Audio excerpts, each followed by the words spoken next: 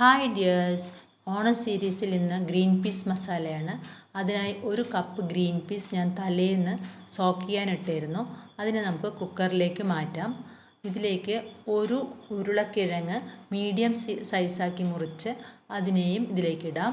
ഇനി ഇതിലേക്ക് 1/4 ടീസ്പൂൺ മഞ്ഞളും 1/2 ടീസ്പൂൺ ഉപ്പും ഇട്ട് ഒരു സീക്രട്ട് ഇൻഗ്രീഡിയൻസ് ആയ 1/2 ടീസ്പൂൺ പഞ്ചസാരയും കുറച്ച് ആവശ്യത്തിന് വെള്ളവും ഒഴിച്ച് നമുക്ക് ഒരു വിസിലിന് വെക്കാം. അടുത്ത അടുപ്പിലൊരു ചീനച്ചട്ടിയിൽ 1/2 ടീസ്പൂൺ കുരുമുളക്, 2 ക്ലോവ്സ്, ഒരു കുഞ്ഞു പട്ടയും 1/4 ടീസ്പൂൺ ജീരകം, 1/4 ടീസ്പൂൺ പെരുംജീരകം ഇട്ട് ഒന്ന് റോസ്റ്റ് ചെയ്യാം. മണം വരുമ്പോൾ അതിനെ എടുത്ത് മാറ്റാം. അതേ ചീനച്ചട്ടിയിൽ ഒരു അല്പം എണ്ണയിട്ട് ഒരു 5 വെളുത്തുള്ളി ഇട്ട് ചെറുതായി ഒന്ന് വതക്കിയെടുക്കുക. നേരത്തെ ഡ്രൈ റോസ്റ്റ് ചെയ്ത ഐറ്റംസ് എല്ലാം തണുത്ത ശേഷം നല്ല ഫൈനായി പൊടിച്ചെടുത്തിട്ടുണ്ട്.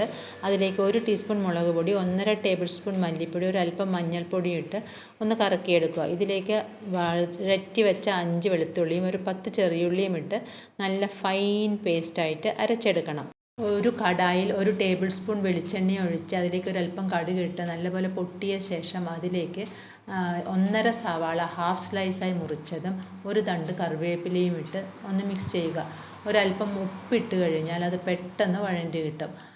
നല്ലപോലെ വഴറ്റി ബ്രൗൺ കളർ ആകുമ്പോൾ അതിലേക്ക് നമ്മുടെ അരച്ച് വെച്ച മസാല ഇടാം. ഇതിനെ നല്ലപോലെ റോസ്റ്റ് ചെയ്ത് അതിൻ്റെ ഒരു പച്ചമണമെല്ലാം മാറി മുരിഞ്ഞ് വരുമ്പം അതിലേക്ക് ഒരു തക്കാളി ചെറുതായി മുറിച്ചതിട്ട് ഒന്ന് വഴറ്റുക. തക്കാളി എല്ലാം വെന്ത് വരുമ്പോൾ അല്പം വെള്ളം ഒഴിക്കാം. മിക്സി ജാർ കഴുകിയ വെള്ളവും ഇനി ഒഴിക്കണമെങ്കിൽ ഒരല്പം ചൂടുവെള്ളവും ഒഴിക്കാം. നല്ലപോലെ തിളച്ച് വന്നിട്ടുണ്ട്.